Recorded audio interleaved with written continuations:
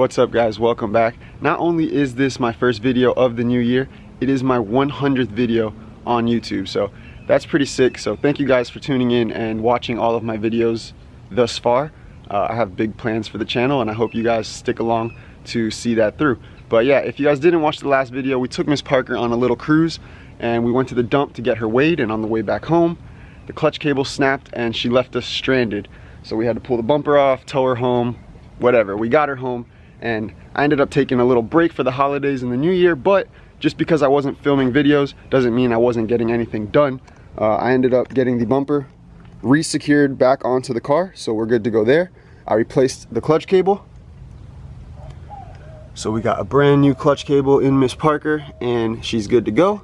And then I also figured, you know what, new year boys, Miss Parker wasn't getting any traction last time we took her out and she was under fueled, so once we get the fuel situation figured out she should have even more power.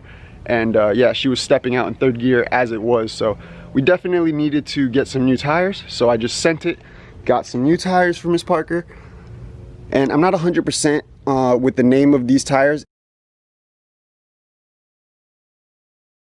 They're on late model restoration. It just doesn't say the name of the tire on the tire. It just says classic and all season. But the fronts, we have 165/80 15s, and I'm only going to say that one time because I know everyone's going to be in the comments asking tire size. And then we also sent it and got some freaking Hoosiers for the rear of Miss Parker, and she is looking thick. So sick with the Hoosiers. Look at that, boys. Race car. And on the rear, we went with a, where's the size? Right there, if you guys can see it. 295/55/15. And these are the Hoosier DR2s. So yeah, pretty sweet. I'm stoked on those. We have yet to take the car on a test drive, but I'm assuming that they are going to help us gain way more traction than the tires that we had on there previously. But that's not it, boys. There's more.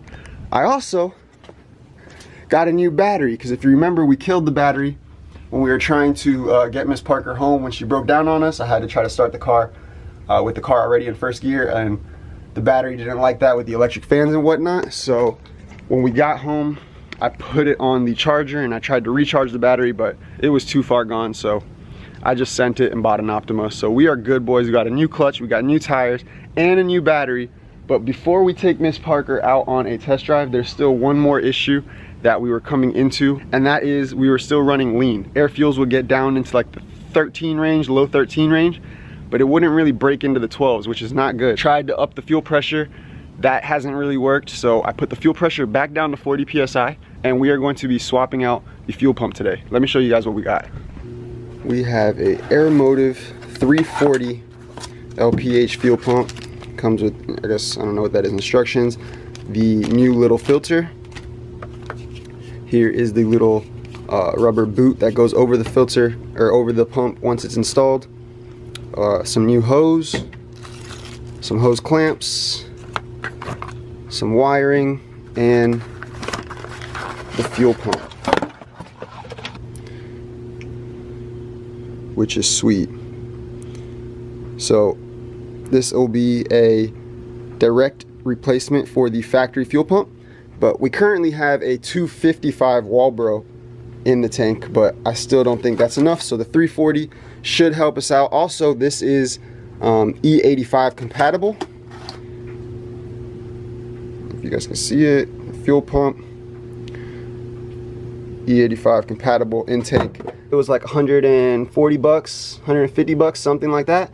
And I'm hoping that once we install it, paired with the 47-pound injectors that we have already installed in Miss Parker, that you know, we'll be able to achieve a mid-11 air fuel ratio, if not at least in the 12s, because everything we've done thus far, we can't get lower than 13. So I'm thinking and hoping that it's because the fuel pump is pumping to its max capacity. So even though we put bigger injectors in the car, the fuel pump doesn't have enough, you know, power or whatever to support or to put more fuel through the new injectors, if that makes any sense. So I'm thinking the bigger pump will pump more fuel, which then the new injectors will allow to go into the engine. And I don't know, boys, science. So yeah, that's what we're going to be doing today. Once we got that unplugged, we can start working on the fuel lines now. You're going to see two lines. One of them connects directly to the filter, and that one gets right here. There's a little white clip, if you guys can see that. You pull that out with some needle nose pliers, and then you're able to release the line. The other line that comes out of there is also the line that you have to disconnect, and that line disconnects with one of these, the fuel line AC little remover tools. So once you get that and you pop those two lines off, we are fully disconnected from the car, or the fuel tank is fully disconnected from the car. And now we can loosen that bolt and start to drop the tank. So let's see what happens. Side note, you guys are going to want to make sure that there is no fuel pressure in the lines before you disconnect them. If you don't know how to do that, Google it. There is a couple different ways of achieving that. But yeah, so now we're going to blast off these bolts.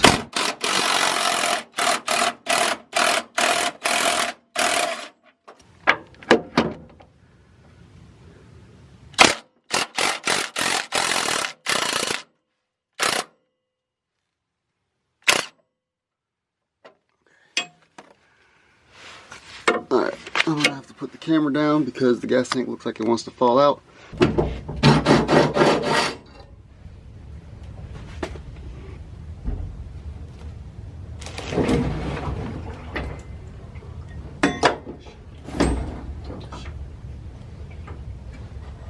Well, that wasn't ideal, but we are out of this bitch, which is good. We're just gonna pull on this little guy.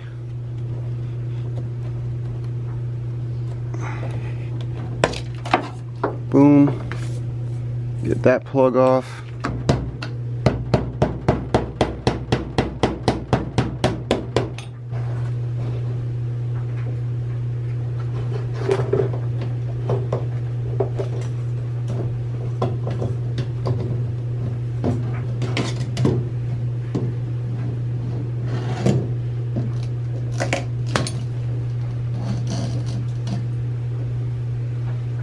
There's a lot of gas leaking, but we got it out.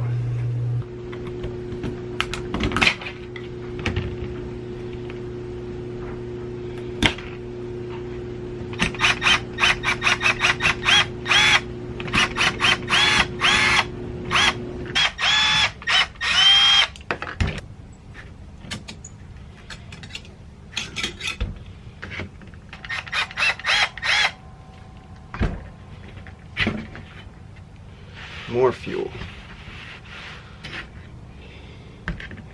I came over to the side of my house to get all of the wiring done because my garage is full of gas fumes.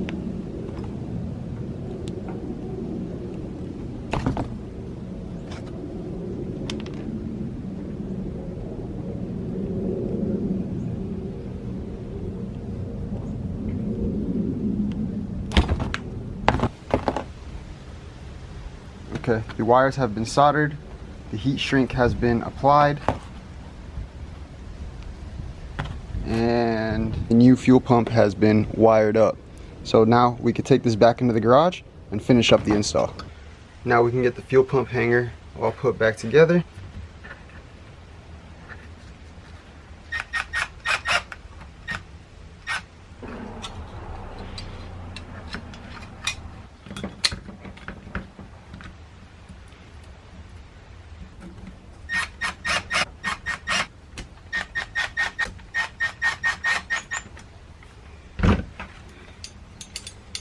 The hanger is back together. I zip tied the wires up just so they're out of the way. I also got the little rubber booty over the fuel pump and the side walls of the hanger. So now we can pop this little rubber cap off down here, Put this little gasket on, like so. Get our new filter and pop this guy on.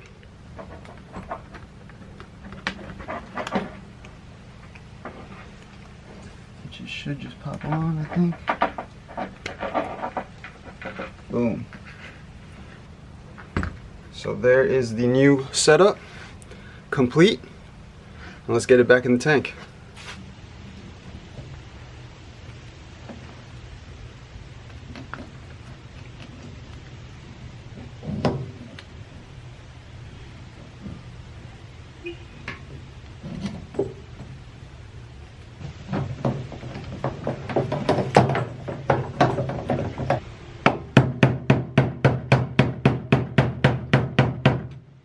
We can plug this guy back in.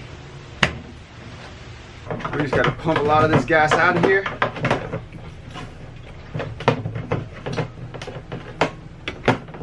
To make the tank lighter.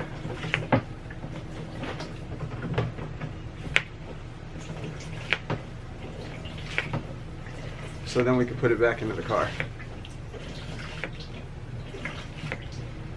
Alright, the gas tank is reinstalled into the car. I didn't film it, but let me just tell you guys, even with me taking a bunch of gas out of the tank, it was still a battle to get it back up there. I highly recommend having another pair of hands help you out if you can. But yeah, the gas tank's reinstalled, the fuel lines are reconnected, and I also reconnected the electrical plug and put back all of the little bolts that held the filler neck and the filler neck gasket. So now we are going to give some power to the pump and listen for it to prime.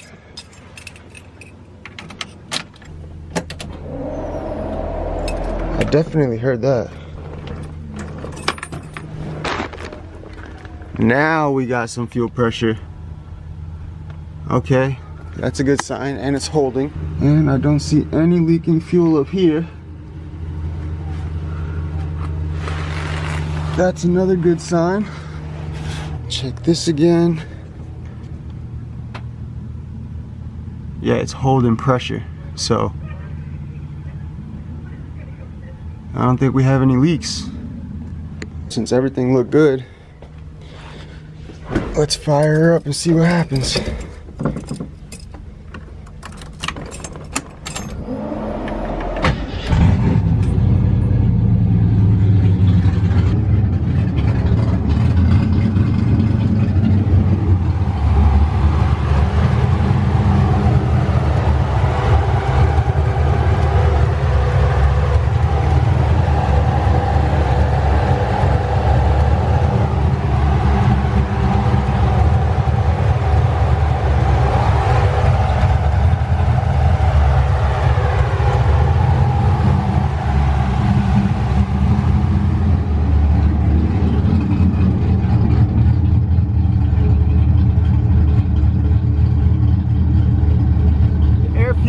Way better right now.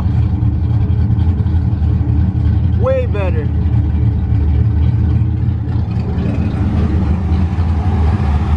I do hear some ticking.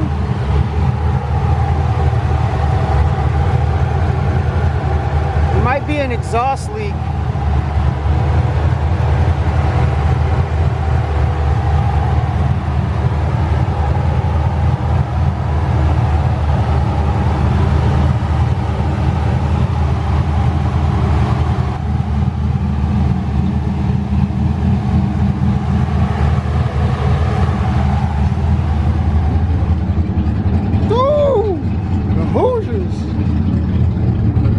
Oh, she's got way more fuel at idle.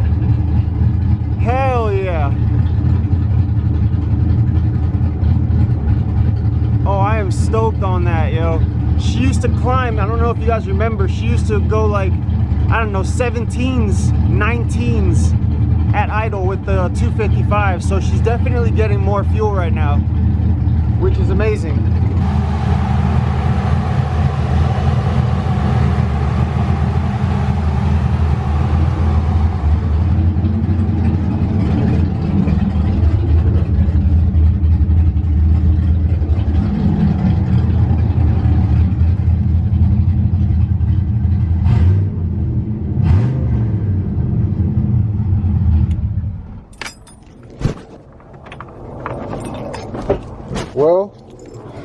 think that was a good test.